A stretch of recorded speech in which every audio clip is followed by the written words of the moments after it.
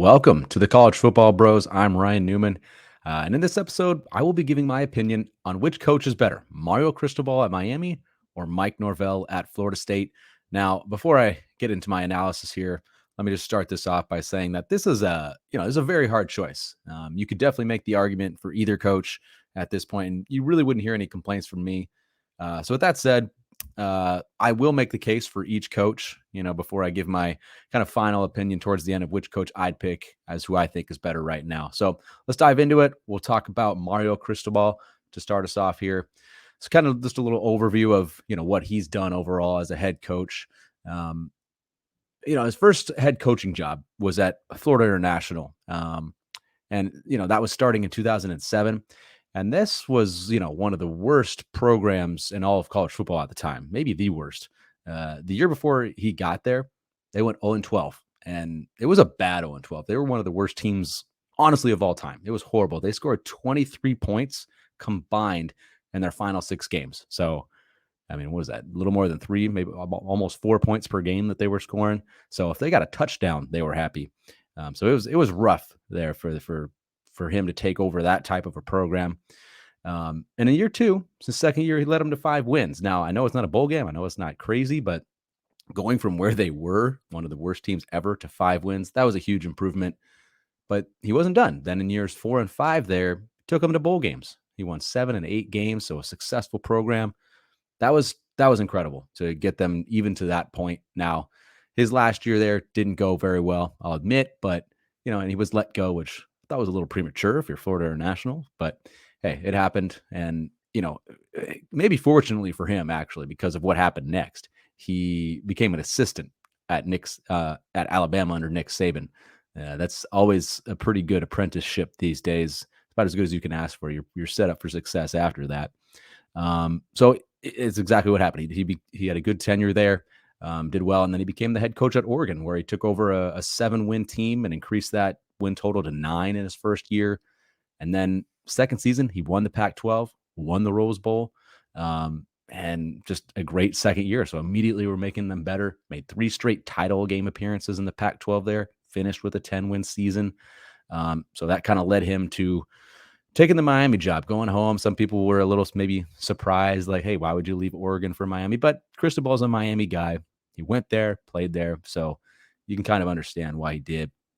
Now, everything up to this point, in at least in my opinion, of Cristobal's career, it was good. I think he did a good job. He did a good job at FIU, did a good job at Oregon, elevated the recruiting to another level there. But last year did happen at Miami, and it was not good. It dropped, his kind of status in a lot of people's eyes. Took over a 7-win team that had a good amount of talent coming back, especially, his electric kind of young quarterback and Tyler Van Dyke finished that year prior to Cristobal's arrival. He finished that year really, really well. And the betting lines, they pegged them to win about 8.5 games. That was the line. They went 5-7, beat absolutely nobody. Maybe his best win last year was Southern Miss. It wasn't good. So, now maybe his saving grace is the fact that, he recruited insanely well. Number 7 overall class in the nation, and number 1 in the ACC, just kind of nudging out Clemson for that honor. Now, I think part of his problem at Miami was he picked bad coordinators in his first year. I was not a fan, especially of Josh Gaddis on offense. I did not think that was the right move, and maybe I was right.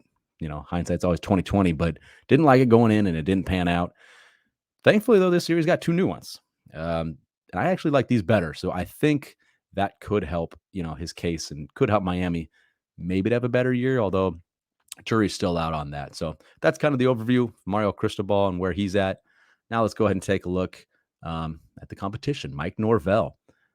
Norvell took over a solid program from Justin Fuente at Memphis back in 2016. Now, some people don't give coaches credit for keeping kind of the train or keeping the ball rolling after you taking over for a successful coach. You think it's just easy. Oh, you already have it. It's already made. Just keep it going. But, I personally think that it's harder to do that than some people realize. And not only did Norvell keep it rolling, he actually took them to another level. He took them to bowl games in all 4 seasons. And in his 4th and final year there, led them to 12 wins, an AAC championship, and a Cotton Bowl appearance. So that was taking it to the next step from Justin Fuente. I know it was a healthy program when he got it, but when Norvell left for Florida State, it was, Memphis was in a better place than when he originally took over. So impressive job by him at Memphis. There's no other way to kind of slice it there.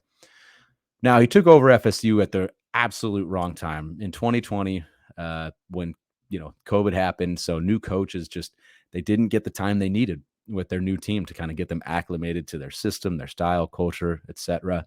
So it was a rough first year. They went 3-6. They weren't good.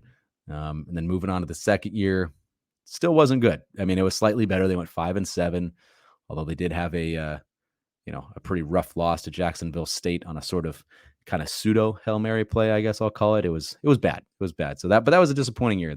You can't look at it any other way.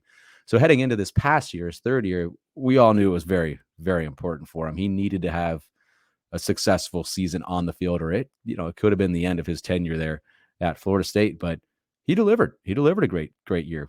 Maybe I wouldn't call it great. He delivered a good year. They went 10-3. Listen to the teams they beat here. You got LSU, Miami, Florida, Oklahoma. Now, I know maybe some of those teams weren't at their top, but still big time programs that they were able to beat. And it was just a good year.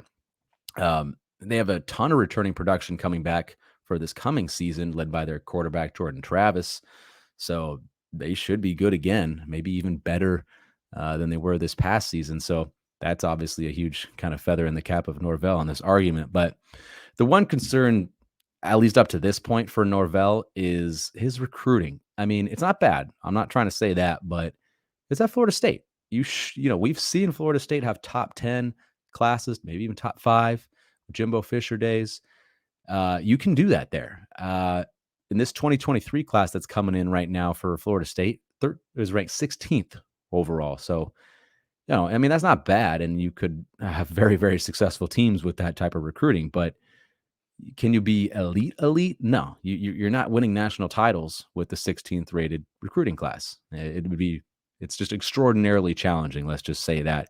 So that is the one concern I have of him. Like, no matter how good of a coach he is on the field, does he have a kind of a cap on him or a ceiling because he hasn't taken recruiting to another level? But I will say he's off to a pretty darn good start for 2024. They're currently sitting at 7th for that class.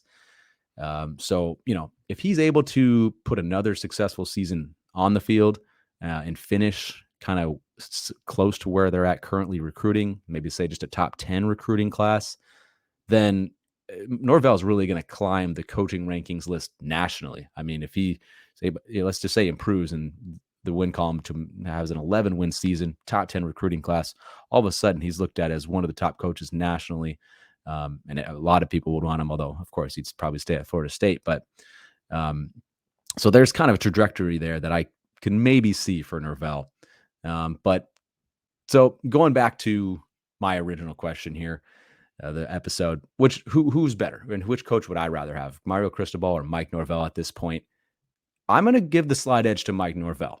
Sure, I may be a little bit, persuaded by the recency bias, but isn't that kind of what college football is all about? Like how it works these days? I mean, you just look around the country. You got Pat Fitzgerald at Northwestern. I mean, he went to the Big Ten title game just a couple years ago for Northwestern. That's incredible there. But now, I mean, a couple bad years and nobody would really want him as their coach.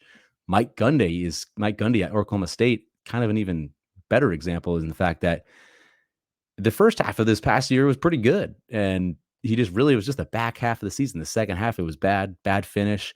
And he had a lot of transfers. And now seemingly, even a bowl team that he had, everybody's kind of low on him. Everybody expects Oklahoma State to be bad. So it can turn around in a hurry. So that's why recency bias, you don't want to go too overboard, but it matters. It really does. So, the way I answered the question in my head was not thinking about their overall careers. Cause if you're just looking at overall careers and comparing that, Cristobal is probably your answer. He's been able to do a little bit more overall than Norvell. So, to me, the way I answered it though was, who would I rather have today? And to me, that pick is Norvell. They had a good year last year, should be even better this year, probably. Recruiting's improving, while Cristobal's recruiting is actually probably going in the other direction. And I'm also just not totally certain if Miami's going to even be good on the field this year. So if they're not, which, there's certainly some clues that they might not be that great.